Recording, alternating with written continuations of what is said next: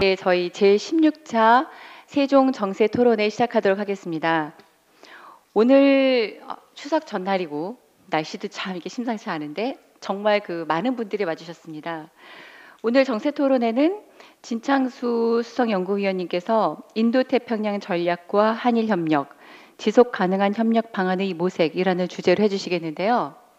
이제 주제가 이미 굉장히 우리 초미의 관심사가 되고 있는 이 주제를 적절히 잘 다뤄주시는 것 같아서 이번 토론에 기대가 됩니다. 제가 더 말씀드릴 필요 없을 것 같고 우리 진창수 박사님께서 한 30분 정도 핵심적인 내용 위주로 발표를 해주시면서 토론회를 시작하겠습니다. 네, 고맙습니다. 이게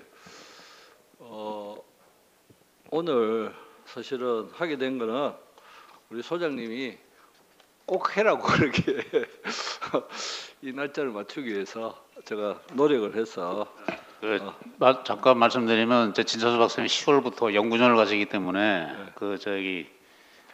마무리 짓고 가시라는 날짜를 오늘로 잡았습니다. 그래요.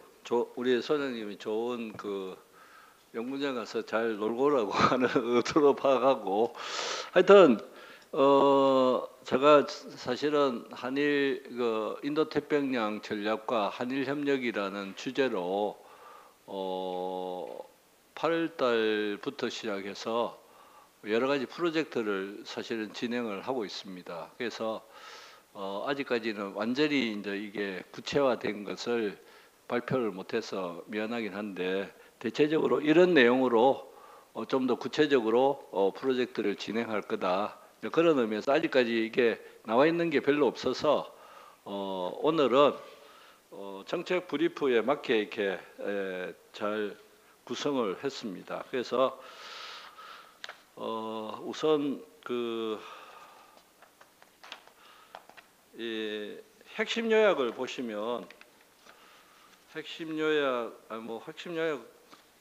필요 없이 그냥 본문으로 들어가겠습니다.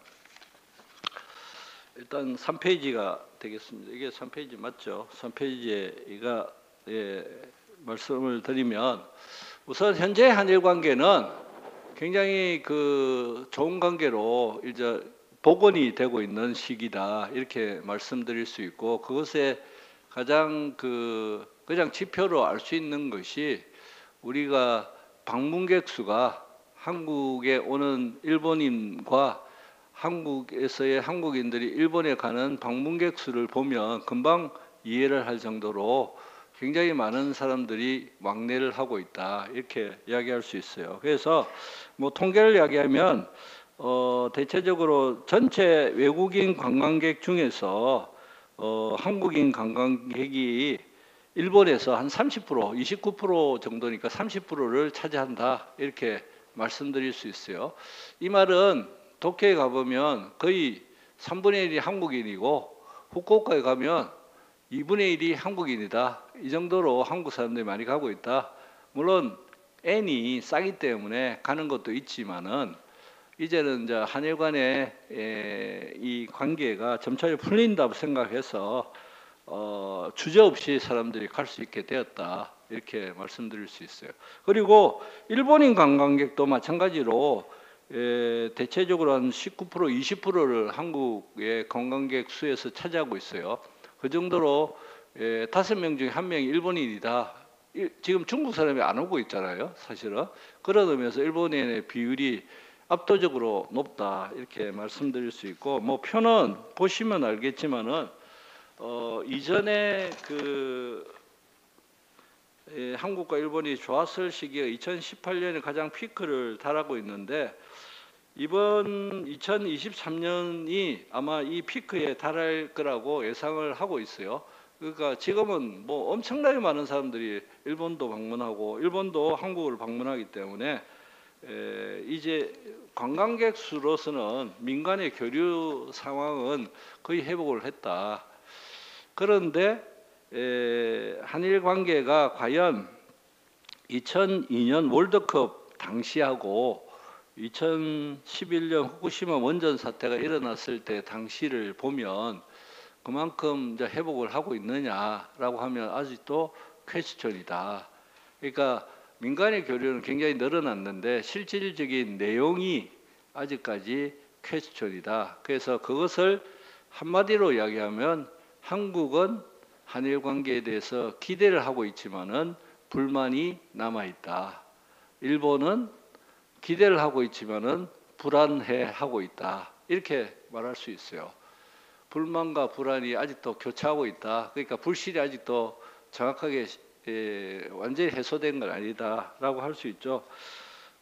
불만이 한국인의 불만은 뭐 반컵을 언제 채울 것이냐 이 말 아니겠어요? 사죄와 반성은 언제 완성할 수 있느냐 이런 이야기고 그렇지 않더라도 미래에 대한 내용과 규모도 굉장히 적지 않느냐라는 것을 말씀드릴 수 있습니다.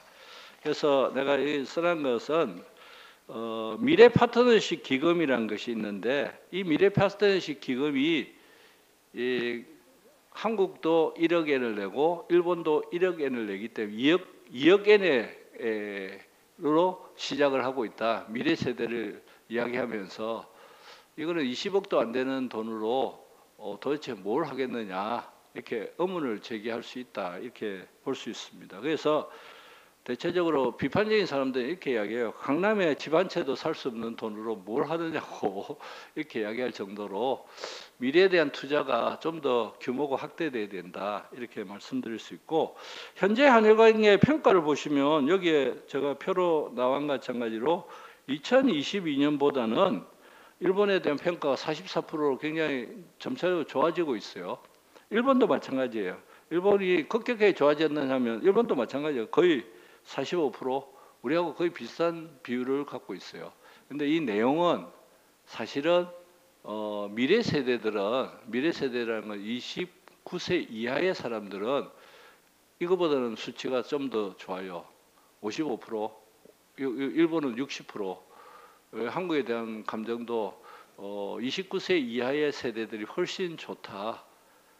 대체적으로 30대, 40대가 굉장히 불편한 감정, 일본에 대해서도 아직도 불신의 감정이 강하다. 그러나 전반적으로는 반 가까이 오고 있다. 이렇게 말씀드릴 수 있어요. 그리고 일본의 불안은 뭐냐? 왜 불안하느냐? 잘 아시겠지만은 정권이 교체되면 한일 관계 또 바뀌는 거 아니냐? 골포스트를 다시 바꾸는 거 아니냐? 내년 4월 달에 선거에서 윤석열 대통령이 처면 역시 강제징용 문제도 굉장히 불투명하지 않느냐. 이런 의미에서 일본은 관망세라고 할 수 있어요. 관망세. 그리고 현재에 있어서 제6페이지를 보시면 강제징용 문제도 약간의 불투명성이 있다. 지금 신문에는 잘 안 나타나지만은 15명이 제3자 변제안에 대해서 11명이 수락을 했어요. 한국 정부에 표에 나와 있어요. 한국 정부의 제3자 변제에서 11명이 수용을 하고 나머지 4명이 반대를 하고 있는 거죠. 그래서 결국은 어떻게 돼요? 공탁을 하게 되는 거 아니에요? 공탁을 하는데 그 공탁에 대해서 의외로 그 사법부가 여기에 비토를 낳고 있다. 사실은 공탁관이 불수리할 거라고 아무도 생각을 못했죠. 그때 여야가 똑같이 그렇게 생각을 못했어요. 그런데 공탁관에서 벌써 행정적인 서류에서 걸렸어요. 그래서 4건인데 왜 10건이나 써놨느냐? 4명 중에 2명은 두 분은 현재 살아있는 생존자죠. 그다음에 2분은 유족이에요. 유족은 한 사람이 6명, 또 한 사람이 5명의 유족을 갖고 있는 거죠.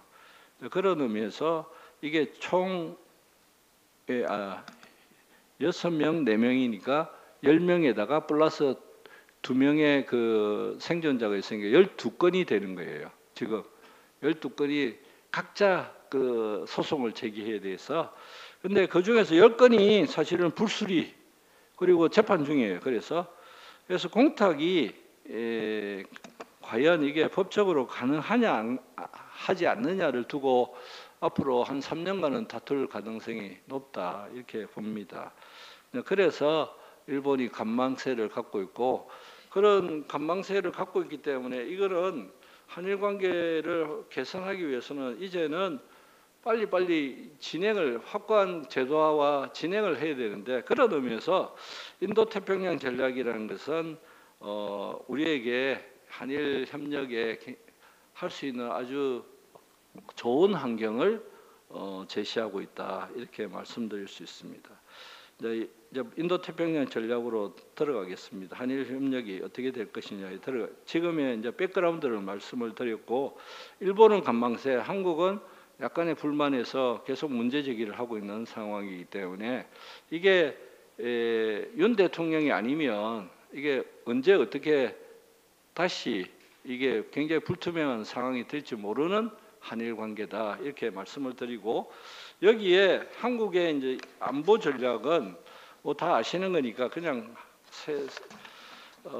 외교안보 전략은 지금까지 달리 문재인 정부와 달리 전략적 명확성을 가지고 그리고 실질적인 협력을 하겠다고 하고 있고 갈등 관리를 하는 것이 지금의 외교안보 전략의 키워드라고 생각을 하시면 될 것 같아요. 이건 뭐 다 아시는 거니까 여기에 윤 대통령의 대일 정책은 여기에 따라서 세 가지가 있는 거죠. 하나는 협력 파트너, 가치를 공유하는 협력 파트너 잘 아시는 거고 그리고 강제징용 문제에 있어서도 선도적이고 대성적 차원에서 해결을 했다. 그리고 실질적인 협력을 중시하기 때문에 이제는 국민 여론하고 상관없이 한미일 협력을 열심히 하고 그리고 미래에 대한 그 협력을 나아가겠다. 이걸 말씀을 드리는 거죠. 여기에서 인도태평양 전략에 있어서 한일의 연계성이 나타나는데 현재에 있어서 국제협력의 방향은 윤석열 정부는 인도태평양 전략을 통해서 많은 것을 구현하려고 하고 있죠. 그래서 작년 12월 달에 포용, 신뢰, 호혜의 3대 원칙, 협력 원칙을 내세운 거죠. 여기 뒤에 표를 한번 보세요. 9페이지. 그러니까 이걸 다 설명하기보다는 추진 배경은 인도태평양 지역의 전략적 중요성에서 한국이 이제는 빠지지 않고 룰 세팅하는 데 참여를 하겠다.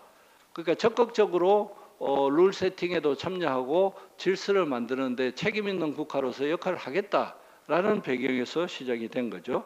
여기에 이제 작년 12월 달에 발표를 했는데 협력 원칙을 보면 포용, 신뢰, 호혜다.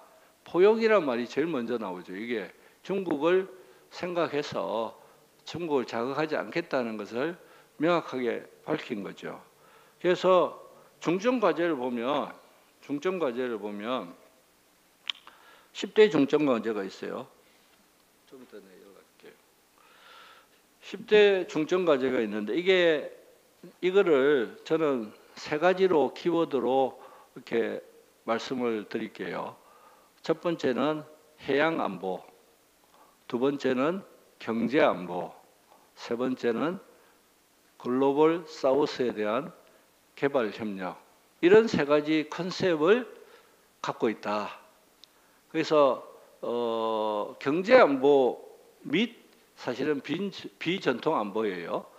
이제 이 세 가지 컨셉을 갖고 있는데 한국은 경제 안보에 대해서는 그리고 해양 안보에 대해서는 이전보다는 훨씬 일본 측에 가까워지고 있다.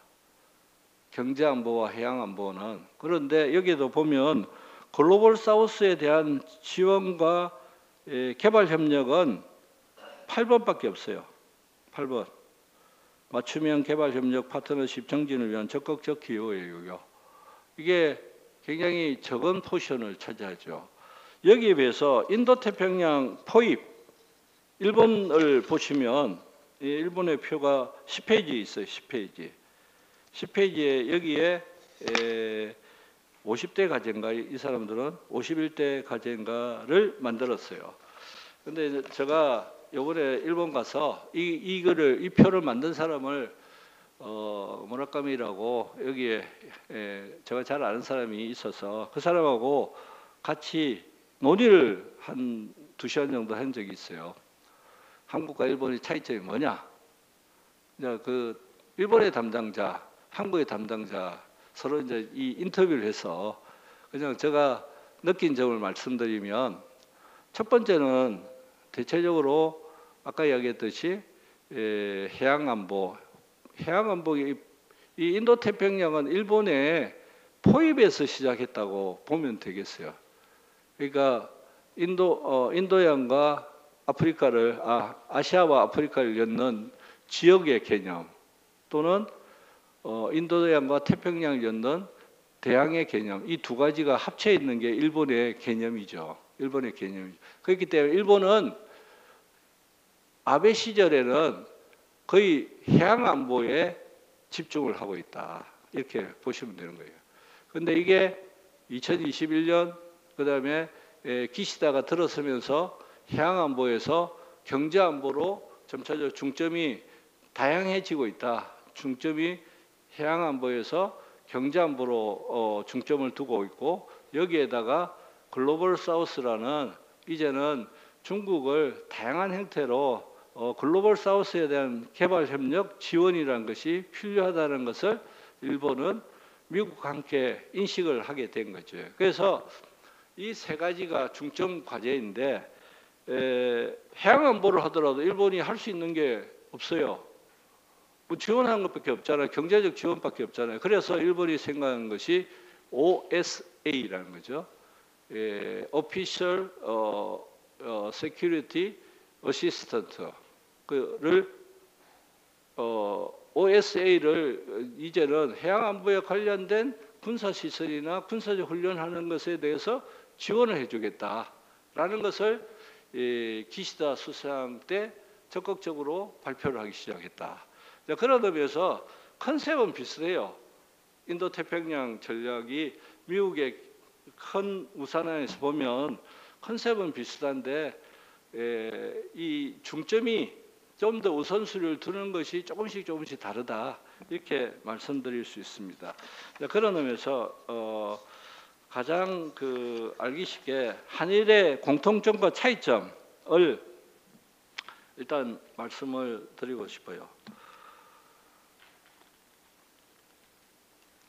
제가 말하는 것은 세 가지로 개념을 정리해서 이제 이렇게 보면 제가 일본의 담당자한테 물어봤어요. 한국의 인도태평양 전략과 일본의 포입이 뭐가 다르냐? 문서상으로는 똑같아요. 제가 한국 거 좀 보고 뺏겼어요. 벤치마킹을 해서 이 개념이 조금씩 겹치지 않도록 하고 있다. 이렇게 이야기를 하고 있어요. 그런 의미에서는 그냥 우리가 보는 표면적으로는 비슷한 이야기를 하고 있다. 이렇게 보이는 거죠. 그런데 차이점이 몇 가지가 있어요. 일단 공통점을 먼저 말씀드리면 한미일이 만나서 포입을 이야기하거나 인도태평양을 이야기하면 한국에서 굉장히 비판적으로 이야기하는 게 일본과 미국이 함께 한국을 거의 왕따시키고 거의 끌고 다니고 그러고 있지 않느냐라고 제가 질문을 했어요. 전혀 그런 게 없어. 전혀 그런 게 없다. 오히려 미국의 일방주의적인 정책에 대해서 어떻게 하면 막을 수 있을까가 한일의 공통된 과제다. 이게 한국과 일본은 똑같아요. 이게 첫 번째 질문에 대한 답변이에요. 그리고 한국을 우리가 우정엽 박사가 이걸 만든 거 아니에요? 우정엽 박사한테 물어보면 우 박사는 우리는 중국을 자극하지도 않고 중국하고 같이 갈 생각이 많아요. 이 사람이 주장하는 바가 그거 아니에요. 저번에 그 외교부에서 자문회의 했을 때도 그렇게 발표를 했어요. 근데 이제 반대되는 사람도 많았긴 하지만은 기본적인 컨셉은 그거다고 계속 주장을 했어요. 한국도. 근데 일본도 똑같아요. 두 번째, 중국을 자극하지 않는 것이 기본으로 생각하고 있다. 중국을 쓸데없이 자극해서 미국이 계속 나가는 것은 반대한다. 이게 이제 일본도 같은 생각이에요. 그런 의미에서 한일 양국은 첫 번째는 미국의 일방주의적인 생각을 어느 정도 견제를 해야 되겠다는 생각, 두 번째 중국을 지나치게 자극해서는 안 된다는 생각, 세 번째 경제 안보에서 서로 경쟁은 하고 있지만은 협력할 부분도 많다. 그래서 협력할 부분을 찾아야 된다는 것이 현재 인도태평양 전략의 기본 컨셉이다. 한일이 서로 할 수 있는 컨셉이다. 이렇게 보여집니다. 여기에 다른 점 두 가지. 타이완 문제에 있어서 한국과 일본은 다른 위기의식을 갖고 있다. 타이완 문제에 있어서는 한국은 직접 위기라고 생각을 하지 않는다. 그런데 일본은 직접적인 위기다라고 생각을 해서 사실은 그 2022년 미국과의 관계에 있어서도 타이완 문제에 대해서 직접 위기라고 일단 표명을 하고 있다. 그리고 중국에 대해서도 2022년 전략 보고서에서는 지금까지 없었던 최대의 전략적 도전이다라고 명확하게 쓰고 있다는 거죠.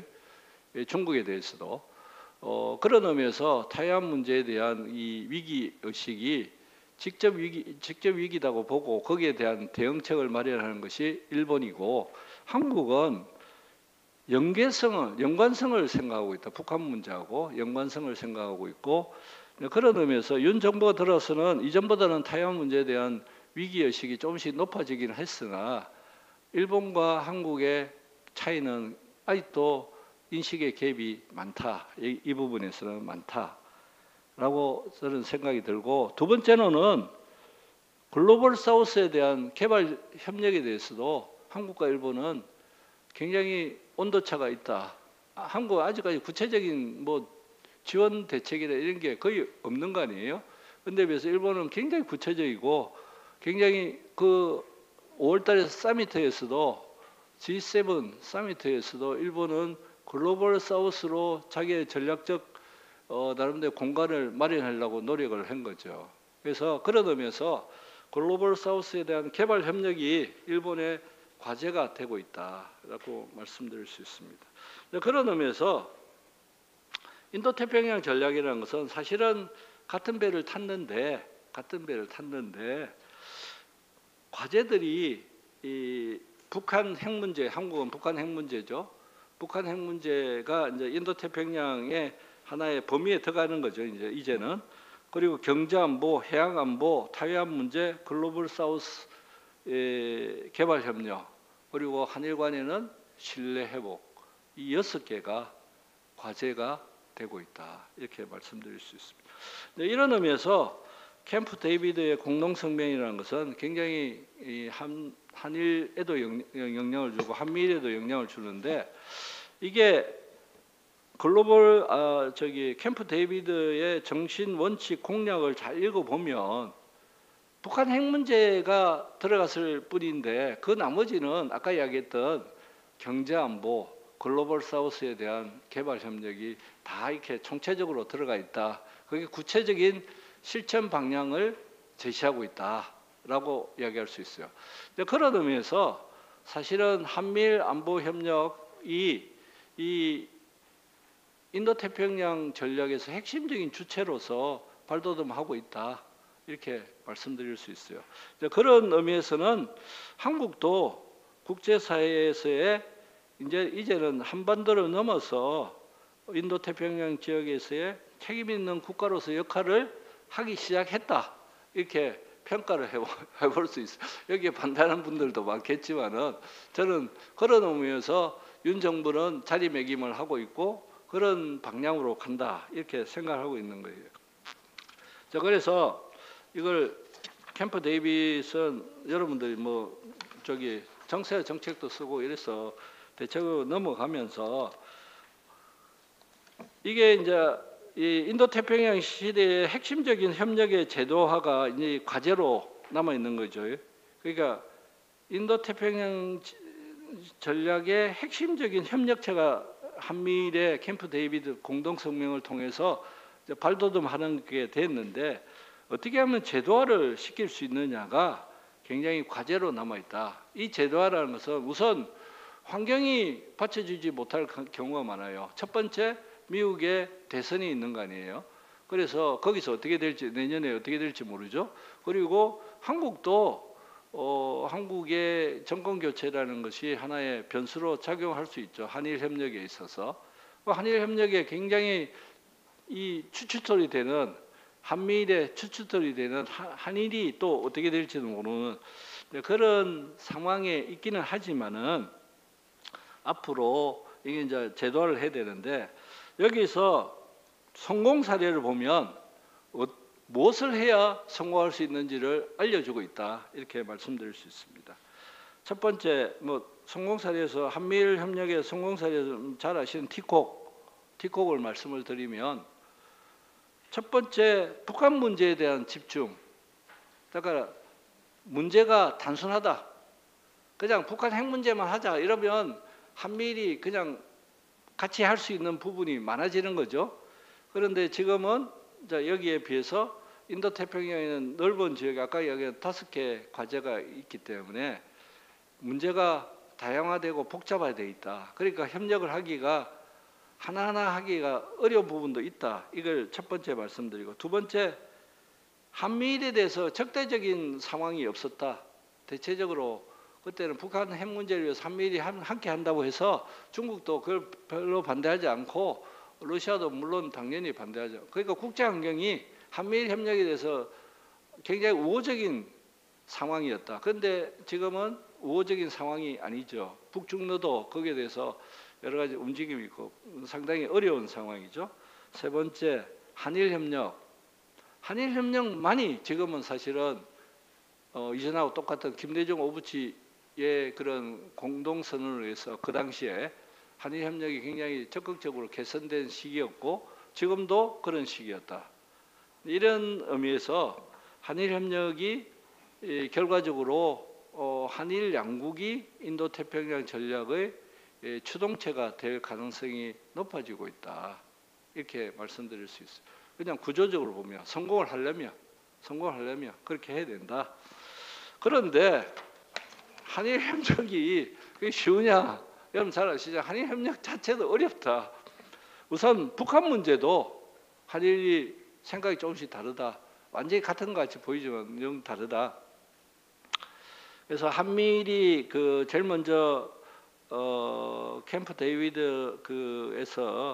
하겠다고 한 게 정보공유, 실시간 정보공유, 미사일 관련 실시간 정보공유를 하겠다고 이야기를 했는데 이것도 제도적으로는 그렇게 아주 간단한 것은 아니다. 여기 있는 분 다 아실 것 같고, 그리고 NCG에 대해서도 한국은 일본 포함해서 해도 된다고 이야기를 하고 있지만은 일본도 한국에 포함되는 것을 그렇게 달가워하지 않아요.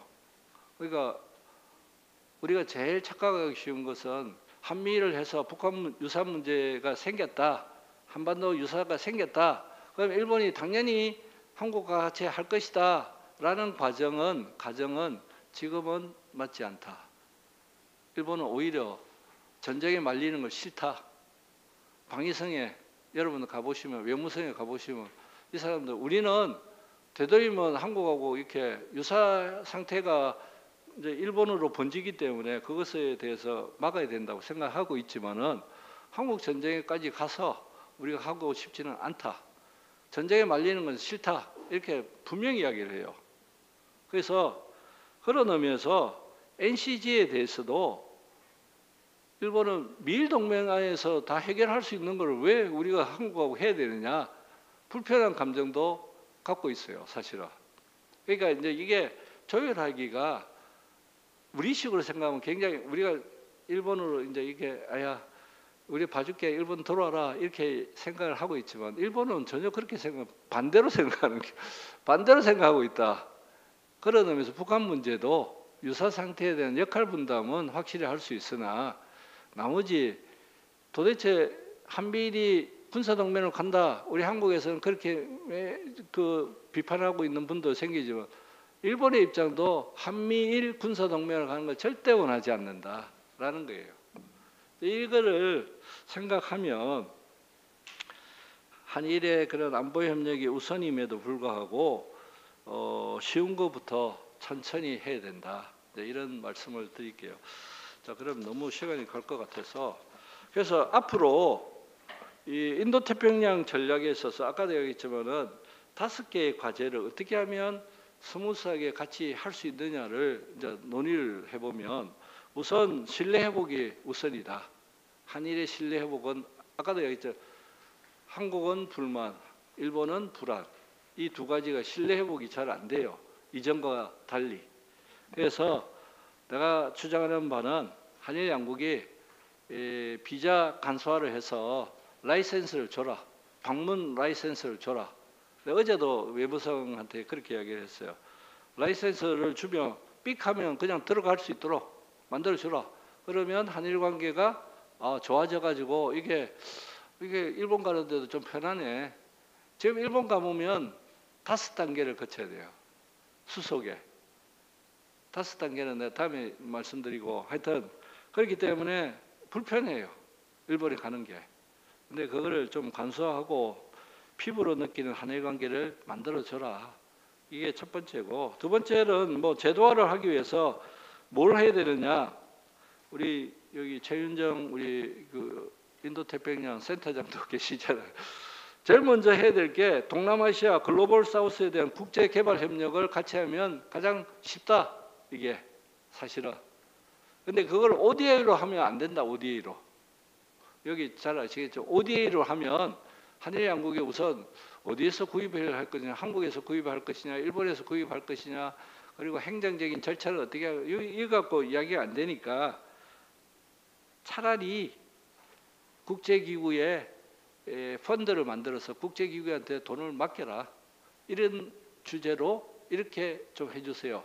뭐 예를 들어 경찰을 양성하는데 우리가 돈을 내겠으니까 한일 양국이 돈을 내겠으니까 국제기구 그거를 좀 잘 사용해 주세요라든지 이런 이제 방식이 사실은 인도태평양의 근간을 이야기하는데 굉장히 도움이 된다. 그리고 그거는 일본도 적극적으로 하려고 그런다.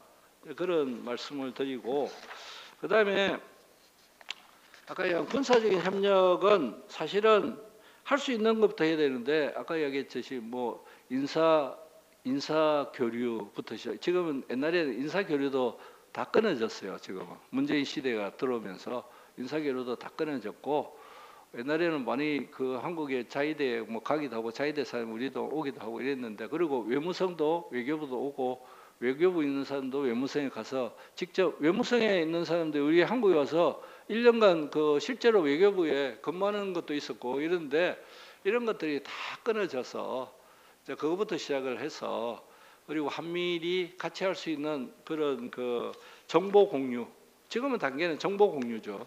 정보 공유를 일단 정확하게 해야 되고 그 정보 공유를 바탕으로 해서 공동 훈련의 기본 그 베이스를 깔아야 되고 그 공동 훈련이라는 것도 사실 역할 분담을 어떻게 해야 될 것이냐는 제도적 협의가 시작돼야 된다. 근데 아직까지 그런 것도 못 하고 있는 거죠.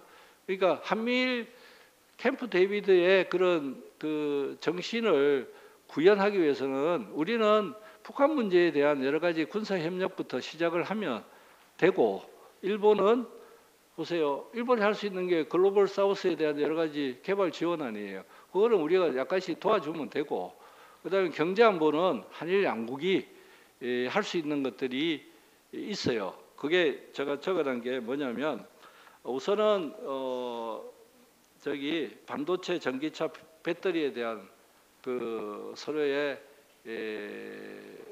기술 공유라는 것이 서로 필요하다고 생각을 하고 있는 부분이고 그와 동시에 초크 포인트 가장 위협되는 요소가 뭔지에 대해서 정보 공유가 필요하다. 한일 양국은 예를 들어서 중국으로부터 공격을 받았을 때 한국을 어떻게 하면 도와줄 수 있는지를 하기 위해서는 일본이 예를 들어 공격을 받았는데 우리가 어떻게 도와줄 수 있느냐 서로 이렇게 이야기할 때 뭐가 공격을 받는지를 알아야 그 다음에 이게 도와줄 수 있는 거 아니에요. 근데 그런 의미에서 초크 포인트에 대한 정보 공유가 사실은 제일 시급하다. 그게 경제안보의 기본이 돼야 되는데 이게 일본 사람들이 한국을 불신해서 그런지 한국은 데이터가 잘 없다고 생각을 하고 있어요. 근데 일본도 사실은 2022년 그 경제안보법을 추진법을 만들면서 거의 몇 개 항목을 만들었어요. 그래서 반도체부터 시작해서 본인들이 해야 될 항목을 지금 만들고 있는 중이니까 그걸 같이 공유를 하는 것이 기본이다. 그러고 나서 한미로 확대를 할 수 있는 거죠. 그게 확대를 하면 도움이 될 것이다. 그 다음에 현재에 있어서 가장 실현 가능성이 높은 게 수소협력. 수소를 사와야 되잖아요. 일본도 그렇고 한국도 그렇고 사와야 되는 거죠. 그 운반부터 시작해서 함께 거기서 코스를 줄일 수 있는 방법이 많다. 자, 그다음에 뭐 마지막으로 말씀드리면 여러 가지 썼지만은 강제징용 문제에 대해서는 제가 보기에는 대통령께서 우리 피해자 네 분하고 한번 만나서 정말로 설득하는 그게 필요하다 이렇게 생각이 들어요.